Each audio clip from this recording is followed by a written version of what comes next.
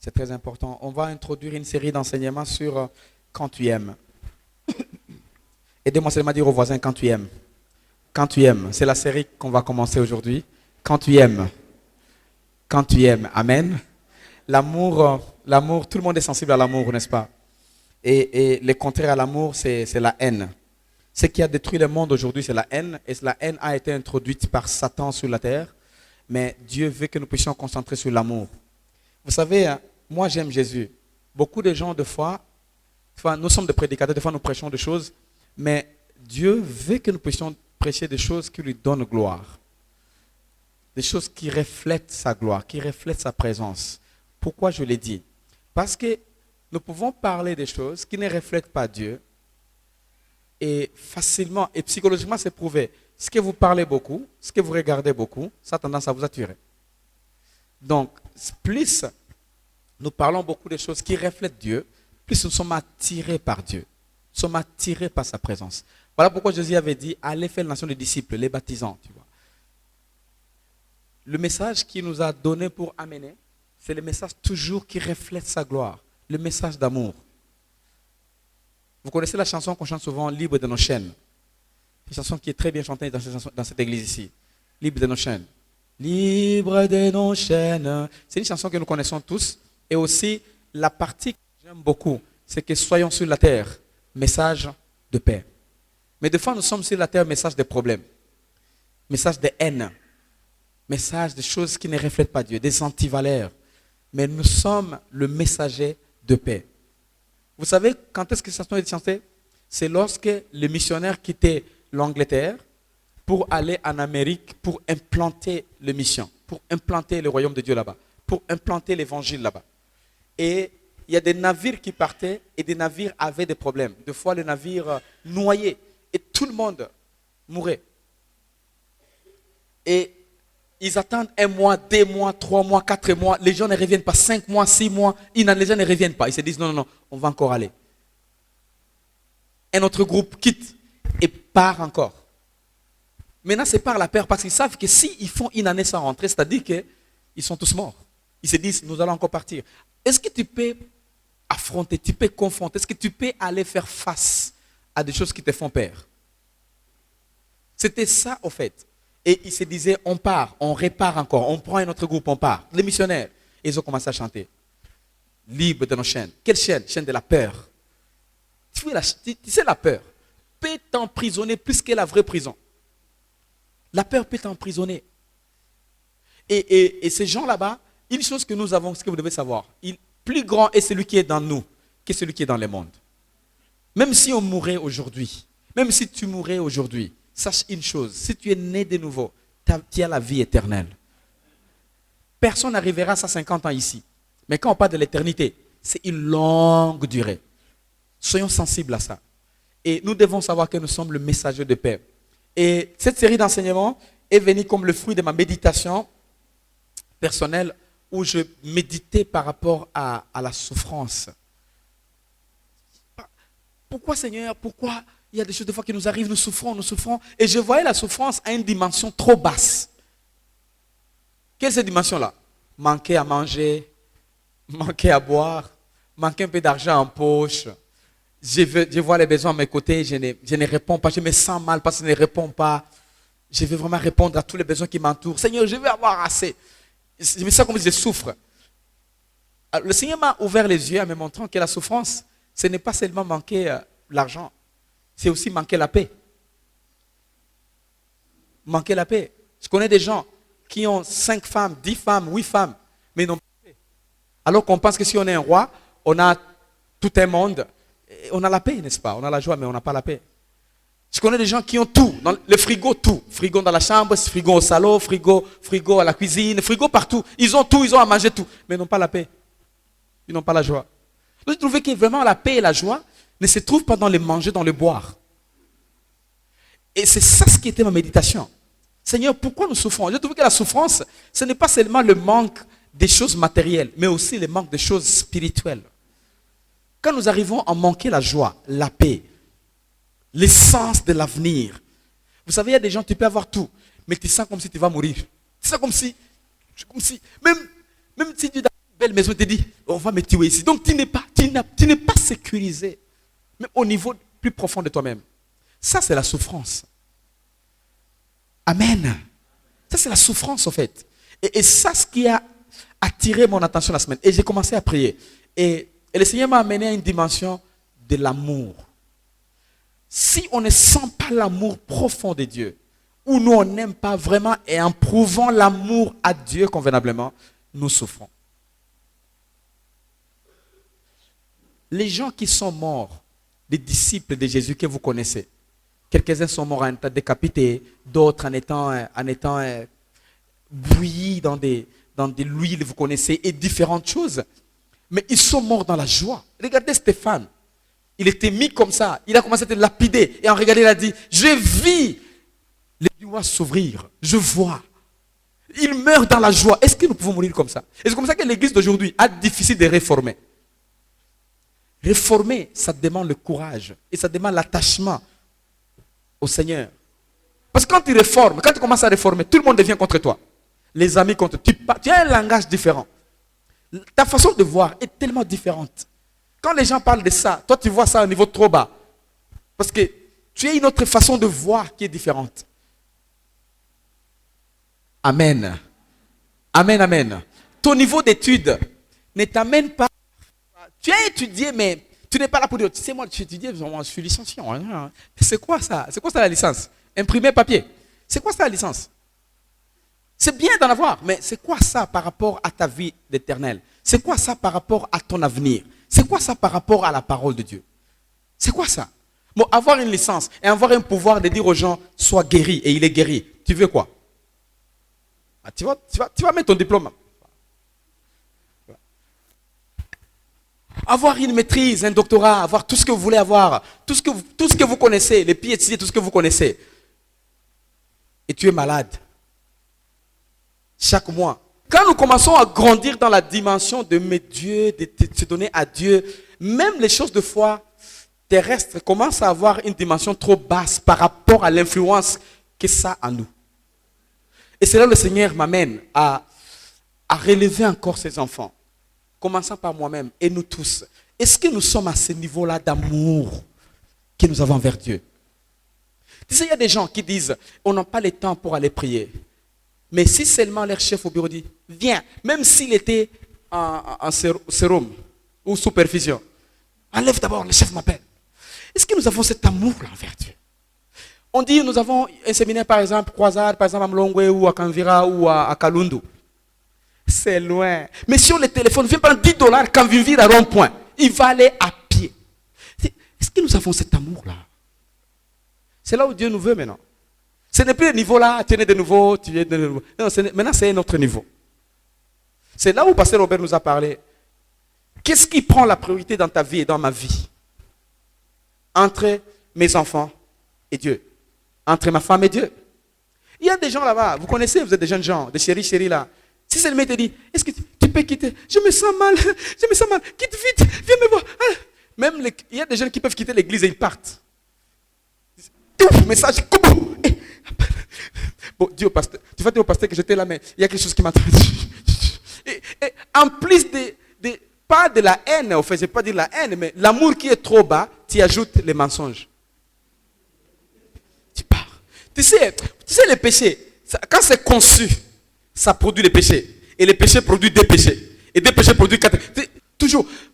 Et c'est là où tu vas arriver à retomber encore amoureux de Jésus. C'est un autre niveau. Amen. Quand je tombe amoureux, je commence à chercher comment protéger. Quand je retombe amoureux, je commence à voir le valeur. Et c'est ça, en fait, ce qui va nous prendre tout le temps pendant. Tu vois, des gens qui gênent et qui prient. Seigneur, je vais voir des choses grandir, changer. Mais tu peux sacrifier quoi pour que les choses changent? On n'a rien à sacrifier. Seigneur, toi tu as sacrifié Jésus sur la croix, Seigneur. Tout est sacrifié. Tu es menteur et manipulateur. Parce que le sacrifice de Jésus nous a sauvés. En plus de tout ça maintenant, c'est notre sacrifice qui va nous attacher aux choses divines. C'est comme ça que les gens ne peuvent pas être bénis au même niveau. Pourquoi? Parce que notre niveau de sacrifice est différent. Et là, ça nous parle à nous tous. Nous tous. Nous tous. Nous devons vraiment faire un autre pas. Et c'est comme ça qu'on va regarder dans la parole de Dieu. Exode chapitre 2, verset 10 à 22. Est-ce qu'on peut commencer par Genèse? Ok, ça va. Si tu es déjà là, gardons ça. Quand il eut grandi, elle l'amena à la fille de Pharaon. Et il fut pour elle comme un fils. Elle lui donna le nom de Moïse. Car dit-elle, je l'ai retiré des eaux. Ça, c'est l'histoire de Moïse que nous connaissons. Beaucoup de gens pensent que c'est la mère de Moïse qui a nommé Moïse. C'est faux. Beaucoup pensent que le nom est venu d'Israël. C'est faux. Beaucoup pensent que c'est Dieu qui a amené ce nom. C'est faux. C'est un nom païen. Amen. Parce que beaucoup de gens, tu vois, ils prêchent, ils lisent la Bible, mais on lit avec des sentiments. Soyons francs avec nous-mêmes et avec Dieu. Le nom Moïse, c'est un nom païen. C'est un nom qui est donné par la fille au Pharaon. Tu vois, c'est un nom païen. C'est un nom qui ne connaît même pas que signifie Israël. C'est un nom qui ne connaît même pas que signifie Dieu d'Israël. C'est un nom païen. C'est donné à quelqu'un, Moïse. Je l'ai retiré des eaux. Ça a touché sa destinée. Il fallait un sacrifice pour qu'il puisse tomber dans la grâce de Dieu. S'il vous plaît, regardez très bien. Je parle de l'amour quand tu aimes. C'est ce que je parle. Quand tu aimes. Dieu peut avoir une très bonne destinée avec toi. Tu peux avoir une destinée incroyable. Mais si tu ne prouves pas l'amour envers Dieu, tu ne verras pas la réponse de Dieu, quelle que soit ta destinée. Et ça, c'est compliqué parce que tout ce qui m'arrive, c'est mon destin. La Bible dit dans Jérémie que Dieu nous a prédestinés pour la prospérité et la paix, n'est-ce pas? Voilà. Éphésiens 1:3, c'est 1:3 et 4. Vous connaissez tous ces versets-là. Il nous a prédestinés pour de bonnes choses. Mais dans toutes les mauvaises choses qui nous arrivent, je ne crois pas que c'est vraiment la destinée. Je crois que c'est sur les chemins vers la destinée. Nous pouvons avoir des difficultés, mais notre finalité va être meilleure. Mais ça demande les sacrifices que nous devons avoir. Chez Moïse là-bas, Moïse a quitté là où il y avait tout en fait. Vous connaissez, il est grandi au palace. Peut-être vous et moi, on n'a jamais été au palace, mais au moins vous avez déjà été dans un endroit où il y a beaucoup de choses. Moïse, avec toute cette ambiance-là, avec le confort qui était là, avec tout, il a dit, je vais me rassembler avec les enfants de Dieu. Parce qu'il savait qu'il était dans le monde. Maintenant, il est parti chercher les enfants de Dieu, qui étaient les Israélites. Descendez au verset 12. Il regarda des côtés et d'autres, et voyant qu'il n'y avait personne qui tua l'Égyptien, et les cacha, et il tua l'Égyptien, et les cacha dans les sables. Maintenant ici, Moïse, sa destinée va le pousser à commencer à poser des actes correspondants à sa foi. Les actes qui prouvent qu'il aime les enfants de Dieu. Tu ne peux pas dire que tu aimes Dieu et tu n'aimes pas les choses de Dieu. Ah, ne me dis pas vos choses. Moi, j'ai prié aussi. Non, c'est mensonge. Ne me dis pas les offrandes. Ne me dis pas des contributions. Non, moi, j'aime seulement. L'amour est visible. L'amour est visible. Ne me dis pas tout ça. Mais quand on prie, tu n'es pas là. Non, tu sais, c'est pas tout le monde qui va à l'église qui est vraiment spirituel. Moi aussi, j'ai pris. D'accord, mais je me pose la question un peu. Ton amour là. On va gêner l'église, nous allons tous gêner. C'est là où tu auras tout le temps pour dire, je n'ai pas le temps pour gêner. Tu sais, il y a beaucoup de travail ces derniers temps. Alors que tu restes au boulot du matin au soir, tu as seulement pris Kinju. Seulement. Tu as gêné en fait, mais sans requête. Des fois, nous gênons sans requête, n'est-ce pas? Du matin au soir, tu trouves, j'ai mangé quoi moi? Tu regardes, je n'ai rien mangé. Moi, ça m'arrive. Je ne suis pas en gêne, mais je me souviens, j'ai mangé quoi? J'ai pris beignet et thé au bureau. Quoi encore? Et demain arrive, je me souviens, j'ai pris quoi? Pain de 200. Hein? Oui. Et une tasse de thé. Et je me souviens, 10 jours sans manger, je vais les manger. C'est là où j'appelle mon ami. On passe, bon, il faut les manger. Écoute, ça, c'est à coup là des jours. Tout ça, c'est quoi? Je veux dire que l'amour est visible. L'amour c'est prouvé, franchement. C'est prouvé. Quand tu dis que tu aimes Dieu, tu aimes aussi ces choses. Tu aimes aussi les choses qui glorifient Dieu. Moïse est parti et il a tué l'Égyptien. Je ne dis pas que tuer, c'est bien. Mais j'ai dit, c'est l'acte qui a montré sa foi envers ce qu'il voulait, envers ce qu'il voulait. Tu dois avoir des actes qui prouvent ton amour. Donc, au verset 13, la Bible nous parle, il sortit le jour suivant, et voici des Hébreux se querellaient. Il dit à celui qui avait tort, pourquoi frappes-tu ton prochain? Il a commencé à se faire juge, à se faire serviteur au milieu des gens qui aimaient Dieu. Il n'était même pas appelé par quelqu'un. Il n'était pas appointé par... Il n'avait pas ordre de mission ni quoi. Il s'est dit, je vais faire les choses de Dieu comme ça et juste regarder comme ça. Je veux m'impliquer. Question, vous êtes impliqué dans combien de choses? Est-ce que vous aimez encore Dieu? Est-ce que vous aimez Dieu? Et au verset suivant, et cet homme répondit, qui t'a établi chef et juge sur nous? Il avait raison, n'est-ce pas? Effectivement qu'il a établi. Mais la vérité est que c'est son amour qu'il avait envers Dieu. Il ne pouvait pas rester sans agir. Il ne pouvait pas rester indifférent. Il ne pouvait pas rester indifférent. Quand tu aimes, qu'est-ce qui vient de toi?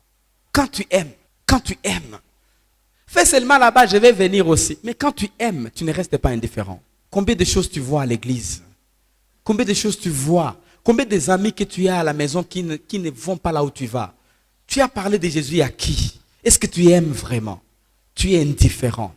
Quand on aime, tu vois, quand on aime, il y a quelque chose, il y a la parole qui suit, il y a les actes correspondant à ce que tu dis qui s'attachent.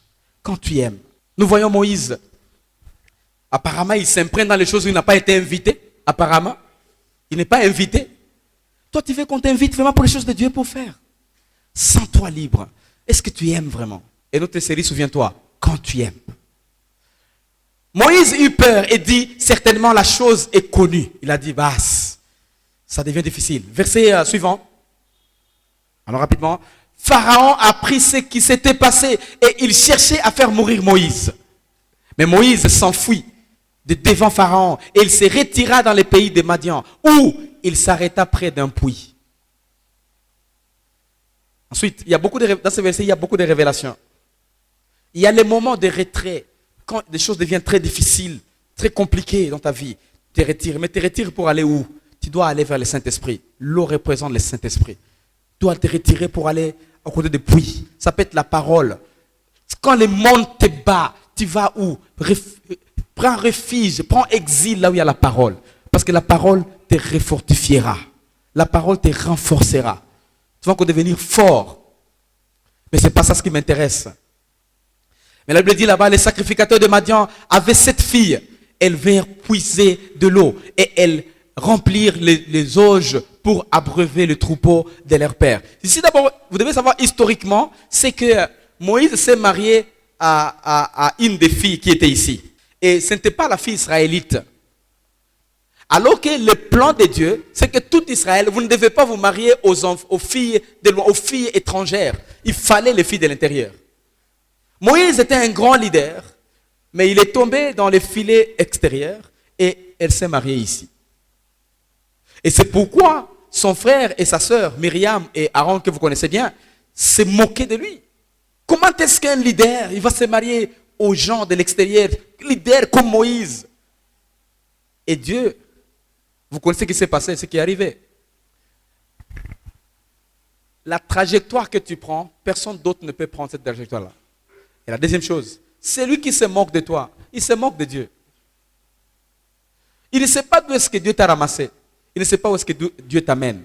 Mais la question ici, est-ce que tu es tombé encore amoureux de Jésus? Quand tu aimes, tu poses des actes. Moïse a fui. Il a laissé quoi? Vous connaissez Palace et tout ce que vous connaissez. Il a laissé. La question pour nous ce matin ou cet après-midi, qu'est-ce que nous avons laissé pour prouver l'amour de Dieu à un autre niveau? Des fois, on aime le Seigneur et il y a encore beaucoup de choses que nous faisons. Différentes choses.